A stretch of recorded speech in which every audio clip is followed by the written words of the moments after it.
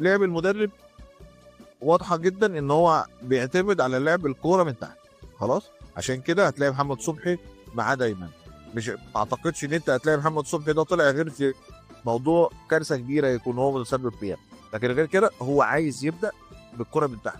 احسن حارس في مصر يبدا بالكره من تحت هو محمد صبحي، الحارس اللي هو مش واخد حقه. يعني دايما يقعد يقول لك ايه، عواد ولا الشناوي ولا، يا جماعه لا، هو عواد ما حدش يتحط في مقارنه مع محمد صبحي، والله مش عشان زملكاوي، بس هو حارس امكانياته عاليه جدا كحارس مرمى. ثانيا بقى وده الاهم، انه لعيب كوره. اتفرج على محمد صبحي لما بيجي يطلع الكوره من رجله، ده كواليتي لعيب كوره، ده مش ده الكوره، لمسه الكوره دي، ده كواليتي لعيب كوره، مش حارس مرمى خالص خالص.